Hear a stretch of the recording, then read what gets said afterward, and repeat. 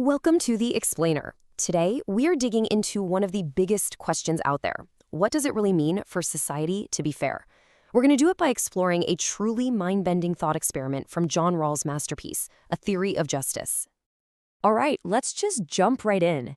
Imagine you've been given a totally blank slate. You get to write the fundamental rules for a brand new society. How would you even start? What's the end goal? For the philosopher John Rawls, the answer was simple, at least in theory. Fairness. But as you start trying to design this perfectly fair world, you'd slam into a massive roadblock right away. And it has nothing to do with money or laws. It has to do with us. The biggest problem is just, well, human nature. I mean, let's be real for a second. If we all got together to design these rules, wouldn't we all kind of fight for what helps us out the most? Of course we would. The rich would want lower taxes, the artists would want more arts funding. We'd all come to the table pushing our own agenda. So, how do you get around that? This is the exact problem that John Rawls was obsessed with.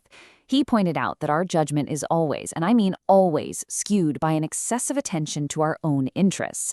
To build a system that's truly just, we've got to find a way to take our own selfish biases completely out of the picture. But how on earth do you do that? Well, this brings us to his most famous, most brilliant idea. It's a thought experiment designed to force us all to be impartial. He called it the veil of ignorance. Okay, so Rawls asks us to imagine we're in this hypothetical situation he calls the original position. Just think of it like a pre-society cosmic meeting room where all of us have gathered to agree on the basic rules we're all going to have to live by. But, and this is the genius part, there's a huge catch. This is no ordinary negotiation. You have to make all these choices from behind what he calls a veil of ignorance, a veil that completely hides who you are. So behind this veil, you have absolutely no clue who you're going to be. You don't know if you'll be rich or poor, healthy or sick. You don't know your race, your gender, your religion, or even what you're naturally good at. All of that, gone. For this one moment, you are a total blank slate. So what kind of society do you design then? When you know you could end up as literally anyone. All of a sudden, your self-interest is to protect everyone because you might just end up in the worst off position. Rawls was pretty confident that any rational person in this position, trying to protect themselves from the worst-case scenario, would end up agreeing on two fundamental principles of justice. And these two principles, they're the absolute foundation of his whole theory. Okay, so principle one is the liberty principle. This one's pretty straightforward. Everyone gets the same basic rights and freedoms. But then there's principle two, and this is the really radical one, the difference principle. This says that any social or economic inequalities, like people having more money than others, are only okay if they work out to be the biggest possible benefit to the people at the very bottom. And Rawls is crystal clear about this. That liberty principle, principle one, always comes first. You can't bargain away your basic rights, like freedom of speech or religion, for a bit of extra cash.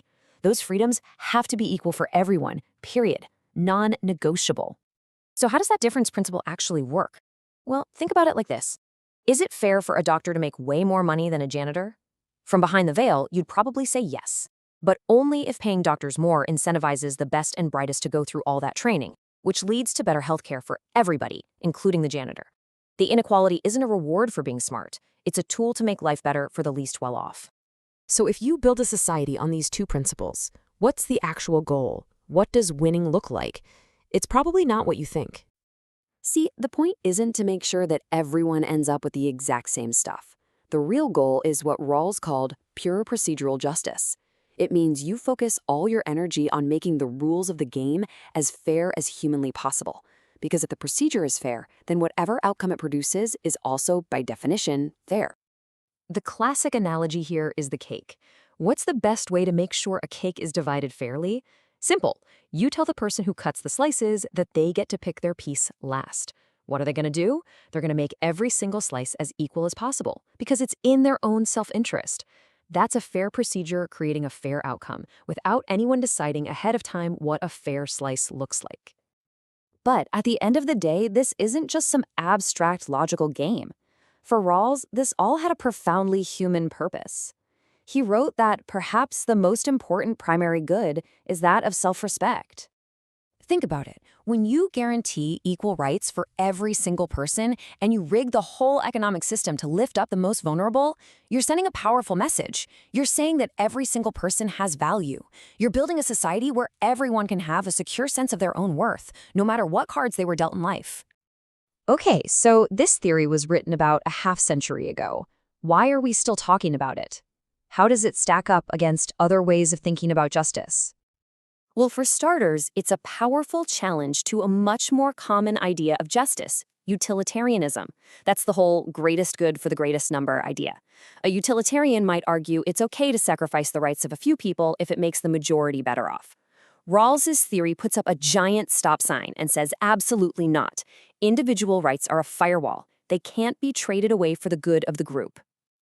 And this just totally reframes how we should measure our own society. We shouldn't be looking at the stock market or the lifestyles of the rich and famous. Instead, we should look at the people at the very bottom. For Rawls, the true measure of a society's justice is how it treats its most vulnerable citizens. And so that leaves us with a really powerful, maybe even uncomfortable question to think about. If you were back in that original position, behind the veil of ignorance, would you agree to enter our society today, right now, not knowing where you'd end up? Would you take that bet? It's a question that really challenges us to see the world not just through our own eyes, but through everyone else's too.